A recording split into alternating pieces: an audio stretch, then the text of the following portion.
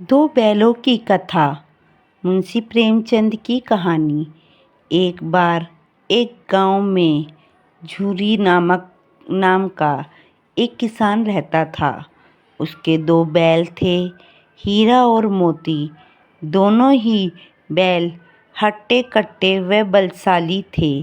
झूरी को उन दोनों से बहुत लगाव था।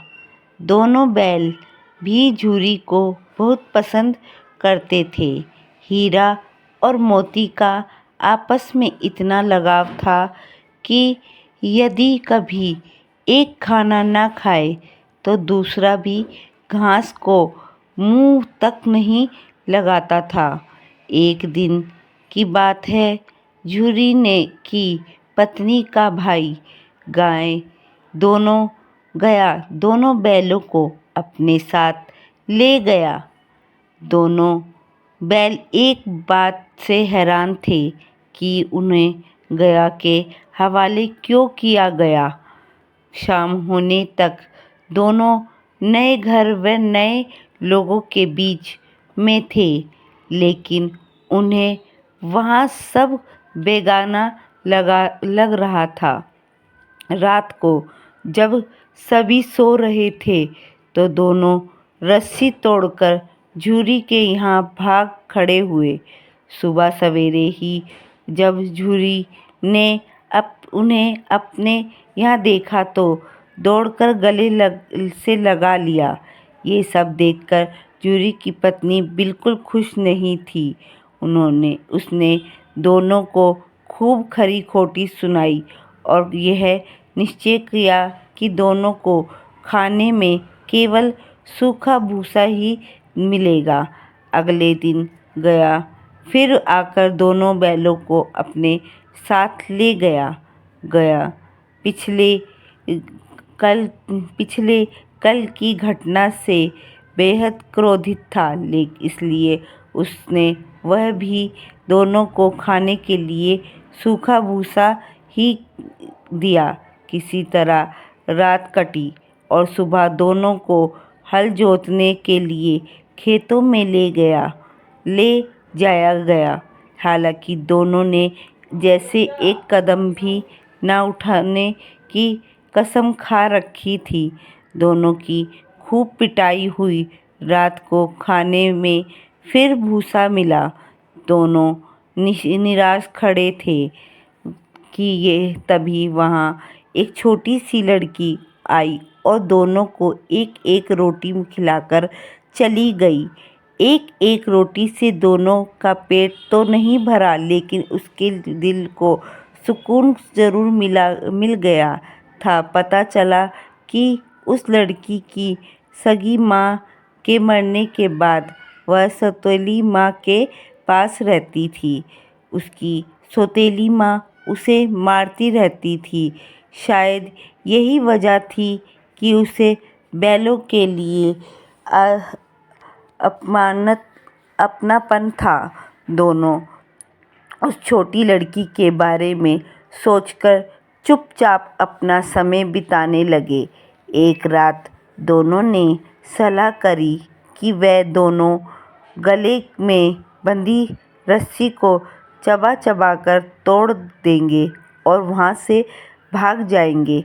उसी रात जब वे रस्सी को तोड़ने की कोशिश कर रहे थे तो वहीं छोटी लड़की वहाँ आई और उसने दोनों की रस्सी को आज़ाद कर दिया। दोनों ने छोटी लड़की से विदा ली और दौड़ने लगे। इतने में गया को इसकी खबर लगी और वह अपने आदमियों के साथ उन दोनों के पीछे दौड़ पड़ा। हीरा और मोती इतना तेज भागे कि उन्हें अपने घर का रास्ता भी याद न रहा। वे रास्ता भटक गए थे। दोनों के भागते भागते मुँह भूख भी लग पड़ी थी।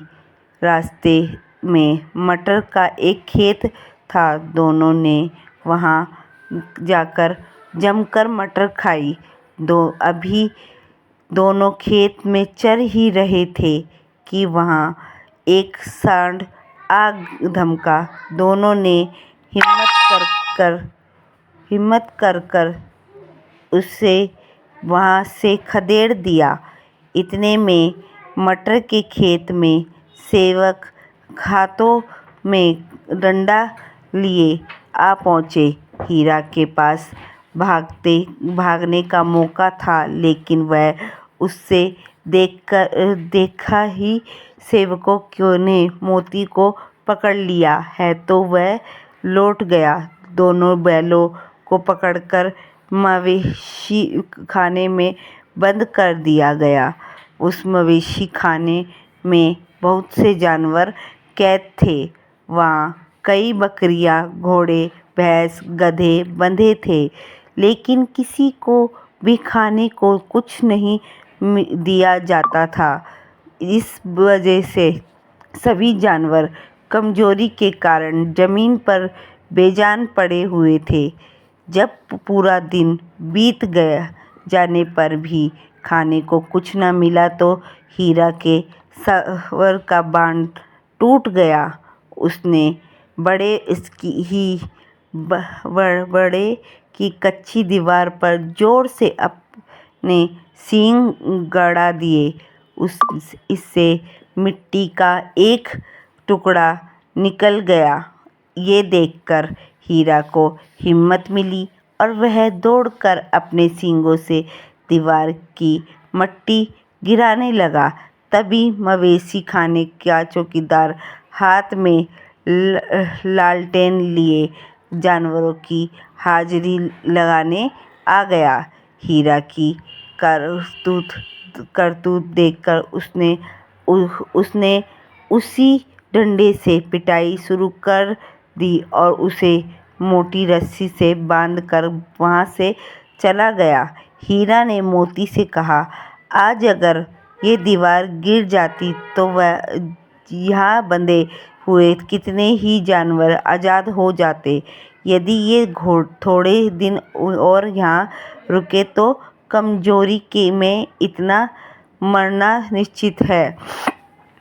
ये सुनकर मोती बोला, अगर ऐसी बात है तो मैं भी जोर लगाता हूँ। ऐसा कहते हैं कि ही मोती ने दीवार में उसी जगह वार किया और लगातार 2 घंटे की कड़ी मेहनत से दीवार को तोड़ गिरा दिया। दीवार के गिरते ही घोड़े, भैंस, बकरियां सब जल्दी से भाग गए, लेकिन गधे वहीं खड़े रहे। लात मारने पर भी गधे अपने डर की वजह से वहीं खड़े रहे। उधर मोती अपने दोस्त हीरा की रस्सी को तोड़ने की पूरी कोशिश करता रहा। अब जब सुबह होने वाली थी तो हीरा ने मोती से कहा, दोस्त, मुझे नहीं लगता कि आज ये रस्सी टूटेगी। तुम यहाँ से भाग जाओ, वरना सबको पता चल जाएगा कि ये सब तुमने ही किया है। मुझे यहीं छोड़कर तुम चले जाओ। ये सुनकर मोती की आंखों में आंसू आ गए। वह हीरा से बोला, मित्र, मैं इतना स्वार्थी नहीं हूँ कि मुश्किल के समय मैं तुम्हें छोड़कर चला जाऊँ। मैं मरते दम तक तुम्हारे साथ ही रहूँगा। मुझे हर अपराध की सज़ा स्वीकार है। कम से कम इन जानवरों की जान बचाने का आशीर्वाद तो मिलेगा। इतना कहकर मोती ने गधों को सींग मार कर बाड़े से भगा दिया और स्वयं हीरा के पास आकर सो गया। सुबह होते ही चौकीदार, मुंशी व उन अन्य सेवकों को जब इसकी भनक लगी तो मोती को खूब मरम्मत हुई और उसे भी मोटी रस्सी से बांध दिया। लगभग 1 हफ्ते तक दोनों वहीं बंधे रहे, लेकिन उन्हें खाने को कुछ नसीब नहीं हुआ। उन्हें केवल पानी ही पिलाया जाता। दोनों की हड्डियां निकल आई। एक दिन बड़े के सामने उनकी नीलामी शुरू हुई, लेकिन वो दोनों अब इतने कमज़ोर थे कि उन्हें खरीदने के लिए कोई तैयार नहीं था। तभी एक आदमी सामने आया और दोनों बैलों को टटोलने लगा। मुंशी से कुछ मोल भाव करने के बाद वह उन दोनों को लेकर चल पड़ा। दोनों बैलों की नीलामी हो चुकी थी। हीरा और मोती दोनों डरे हुए थे। उनसे चला भी नहीं जा रहा था, लेकिन डंडे के डर से बेचारे उस आदमी के साथ साथ चले गए। साहस दोनों को महसूस हुआ कि ये वही रास्ता है जहाँ से गया हुए ले गया था। वही खेत, वही रास्ता और वही कुआं। तो ये जहाँ पर वह हल जोतने आए करते थे। अब उनकी सारी थकान दूर होने लगी और वह दोनों तेज तेज चलने लगे। जैसे ही उन्हें अपना घर और अपने बांधे जने की जगह दिखाई दी, दोनों भागकर उस ओर चले दिए। द्वार पर झूरी बैठा हुआ था। जैसे ही उसने दोनों बैलों को देखा, उसने उन्हें गले लगा लिया। दोनों बैलों की आंख से आंसू आ गए। तभी वह व्यक्ति वहाँ बैलों के पीछे पहुँच गया और उनसे दोनों बैलों की रस्सी पकड़ ली। झूरी बोला, ये मेरे बैल हैं। आदमी ने कहा, मैंने इन्हें मवेशी खाने से नीलामी में खरीदा है। झूरी तपक से बोला, मेरे बैलों को बेचने का हक किसी को नहीं।